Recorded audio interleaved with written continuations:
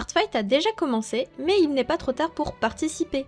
Au moment où je tourne cette vidéo et que je réalise ma carte pour mon profil, nous sommes le 29 juin et l'événement commence déjà dans 2 jours.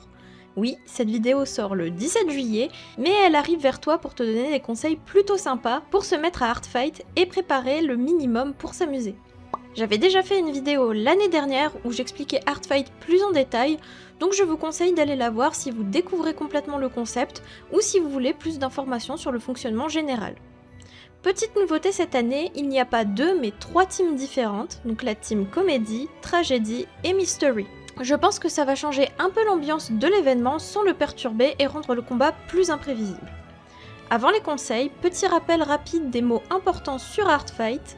On commence avec l'attaque, c'est quand vous dessinez un personnage appartenant à quelqu'un d'autre. Une défense, c'est quand une personne dessine un de vos personnages. Une revenge, c'est quand vous rendez une attaque à quelqu'un qui a dessiné un de vos personnages. Le friendly fire, c'est quand vous attaquez quelqu'un qui est dans votre propre team. Une mass attack, c'est une illustration avec plusieurs personnages qui peuvent appartenir à une ou plusieurs personnes. Voilà pour la partie vocabulaire, maintenant place aux conseils. Le premier conseil, c'est de ne pas négliger votre profil. Votre profil Heartfight, c'est votre page d'accueil. C'est souvent la première chose que les gens vont voir avant de décider s'ils veulent dessiner un de vos personnages. Donc pensez à mettre une présentation simple, qui vous êtes, ce que vous aimez dessiner, vos goûts, vos liens importants, bref, essayez d'aller à l'essentiel. Vous pouvez le décorer avec des images et changer les textes de couleurs. Moi, ce que j'aime faire, c'est une carte Heartfight car elle permet de mettre en valeur les couleurs de ta team, tes intentions et les personnages que les autres peuvent dessiner. Vous pouvez la faire vous-même ou, comme moi, prendre une template disponible sur le site et la compléter aussi facilement. Le but, ce n'est pas de faire le profil le plus complexe possible, mais juste de donner envie aux gens de regarder vos personnages.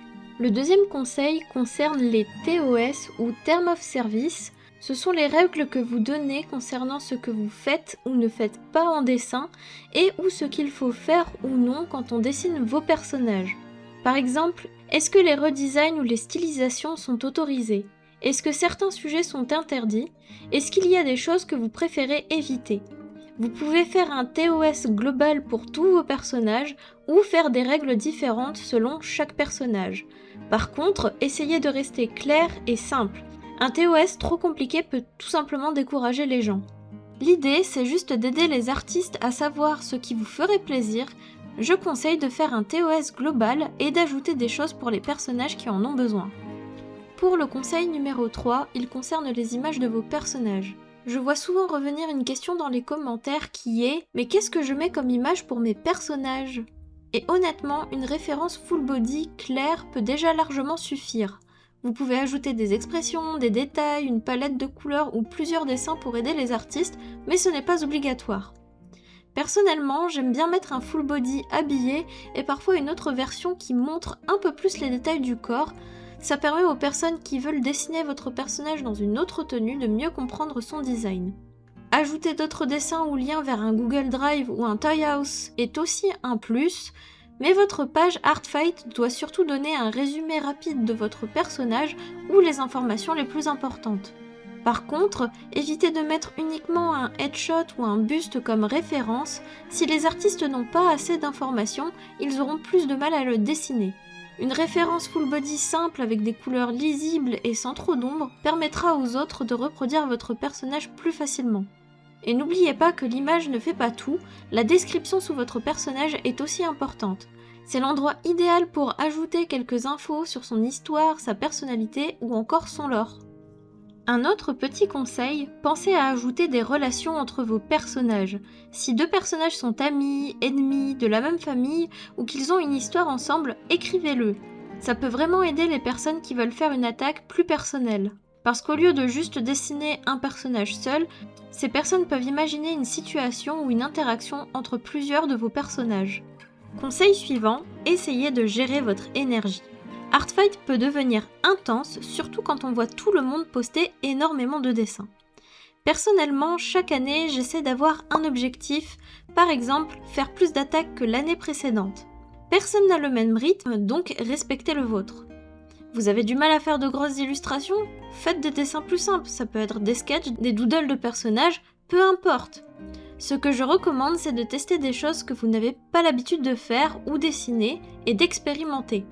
C'est là qu'on devient le plus créatif. Il m'arrive de varier mes attaques en réalisant des modèles 3D ou des petites animations, certains font même des modèles de VTubers, des cosplays ou encore même des peluches. L'important, c'est de trouver une façon de participer qui vous amuse sans se surmener.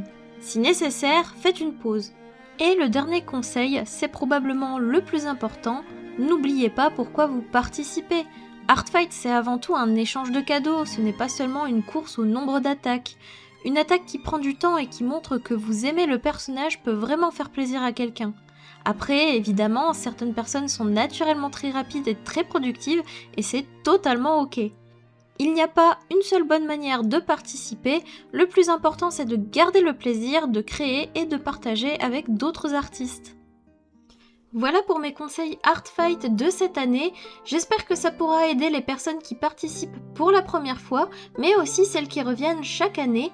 N'hésitez pas à partager vos propres astuces en commentaire, parce qu'il y a sûrement plein d'autres façons de profiter de l'événement, et surtout, amusez-vous, faites des dessins qui vous plaisent et profitez d'Artfight. Je vous retrouve dans une prochaine vidéo, et d'ici là, prenez soin de vous!